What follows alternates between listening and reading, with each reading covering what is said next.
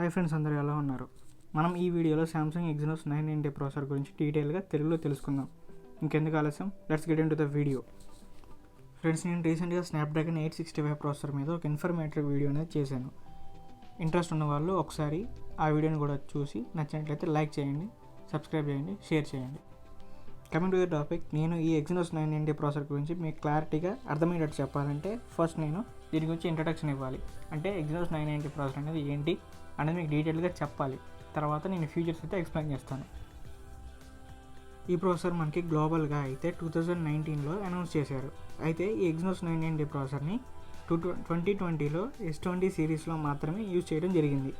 అలాగే ఈ Exynos 990 processor Samsung premium chip అని చెప్పవచ్చు.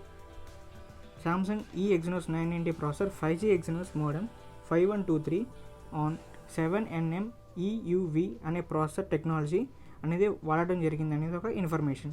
అలాగే ఈ ఎగ్జినోస్ 990 ప్రాసెసర్ ప్రీవియస్ ప్రాసెసర్ కంటే ఇంప్రూవ్డ్ ప్రాసెసర్ అని సామ్సంగ్ వాళ్ళైతే చెప్తున్నారు. మరొక విషయం ఏమిటంటే ఈ ఎగ్జినోస్ ప్రాసెసర్ అనేది సామ్సంగ్ ఓన్ ప్రొడక్షన్ ప్రాసెసర్.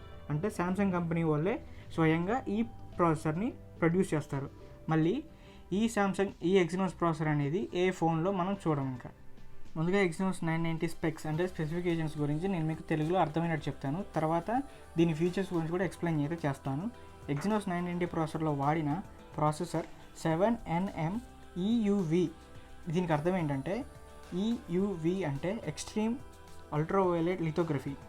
ఈ సర్క్యూట్ అంటే ఇది ఏం చేస్తుంది అంటే ఒక వేవ్ లెంత్ అనేది సర్క్యూట్లో క్రియేట్ చేసి ఆ సర్క్యూట్ క్రియేట్ చేయడం వల్ల ఫోన్ ప్రాసెసర్లో ఫాస్ట్గా అండ్ మోర్ ఎఫిషియెంట్గా అయితే ఆ ఫోన్ ప్రాసెసర్ అనేది పనిచేస్తుంది. అందుకే వీళ్ళు ముఖ్యంగా ఈ 7nm EUV అనేది వాడారు. ఇక దీని సెకండ్ ఫీచర్ వచ్చేసరికి CPU గురించి అండి. CPU వీళ్ళు 3 అయితే వాడారు. అందులో ఫస్ట్ CPU వచ్చేసరికి 2x ఎగ్జినోస్ M5 2.73 GHz. ఇంకోటి 2x ఎగ్జినోస్ A76 2 ఇంకా థర్డ్ వచ్చేసరికి 4x కార్టెక్స్ A55 2 GHz. ఈ GHz అంటే ఏంటంటే అండి, సింపుల్గా ఆ CPU యొక్క ప్రాసెసర్. ఆ CPU ఎంత ఫాస్ట్గా అయితే రెస్పాండ్ అవుతుందో, ఎంత ఫాస్ట్గా అయితే వర్క్ చేస్తుందో అది దీని స్పీడ్. ఆ స్పీడ్ని మనం GHzలో కౌంట్ చేస్తాం. ఎగ్జినోస్ వాడిన ఈ 3 CPUs కూడా ఒకదాంతో ఒకటి రిలేట్ అయ్యి టాస్క్ అనేది షేర్ చేసుకుంటుంది. ఇక థర్డ్ ఫీచర్ వచ్చేసరికి GPU మీదండి. GPU అంటే గ్రాఫికల్ ప్రాసెసింగ్ యూనిట్. ఎగ్జినోస్ వాడిన GPU మోడల్ మళ్ళీ G77 MP11 అనే GPUని వాడారు. ఈ మళ్ళీ GPUని ARM హోల్డింగ్స్ అనే కంపెనీ తయారు చేస్తుంది. ప్లస్ డెవలపర్ కూడా వేరే. అంటే సాధారణంగా మనకి ఫోన్లో ఉండే మెయిన్ పార్ట్స్ అనేవి ఒక కంపెనీ నుంచి డెవలప్ చేయబడి మనకి వస్తున్నాయి. సో ఈ ARM హోల్డింగ్స్ మాత్రం ప్రొడ్యూస్ చేస్తుంది, ప్లస్ డెవలప్ కూడా చేస్తుంది. అలా అని ఈ GPU తక్కువ కాదండి. ఇది మనకి చాలా హై అండ్ ప్రీమియం GPU అని చెప్పొచ్చు. ప్లస్ హై అండ్ గ్రాఫిక్స్ కూడా ఇది మనకి చాలా బాగా సపోర్ట్ చేస్తుంది. అంటే ప్రీమియం క్వాలిటీ అనేది మనకు అందజేస్తుంది ఇది.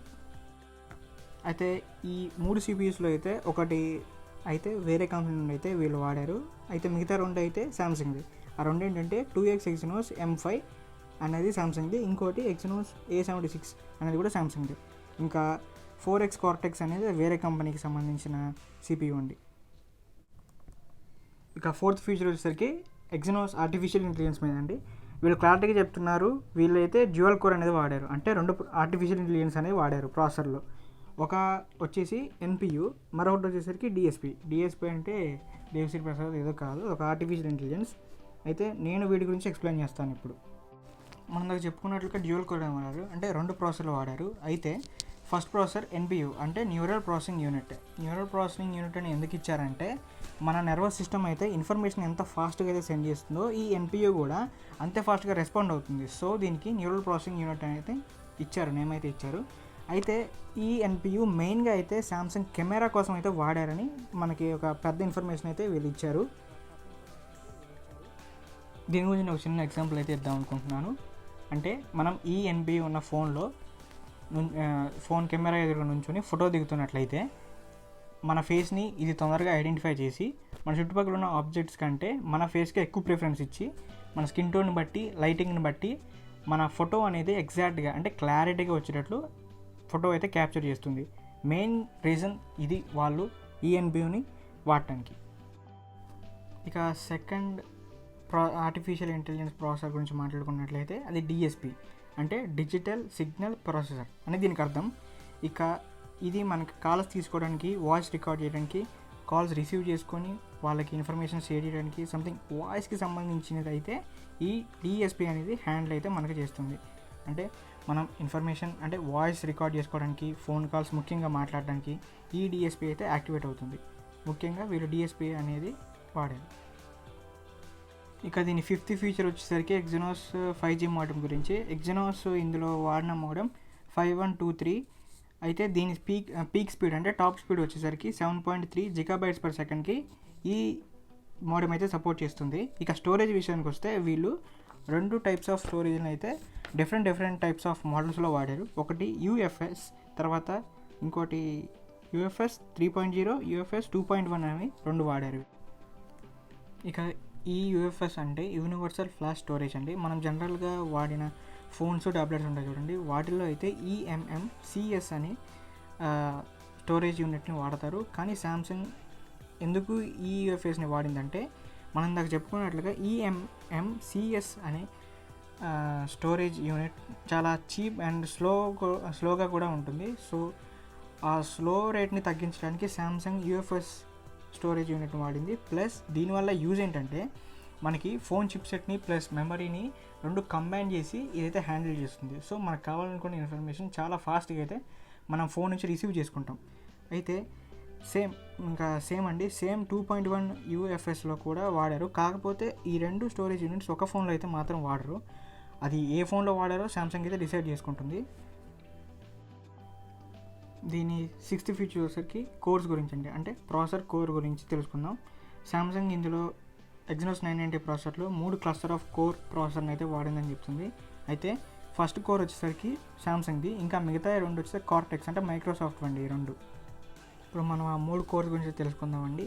అయితే దాని ఫస్ట్ కోర్ వచ్చేసరికి మ్యాంగ్రూస్ కోర్, అయితే ఇది శాంసంగ్ అండి. దీని క్లాక్ స్పీడ్ వచ్చేసరికి 2.73 GHz, అంటే టాప్ పర్ఫార్మెన్స్ అంటే టాప్ స్పీడ్ వచ్చేసరికి 2.73 GHz.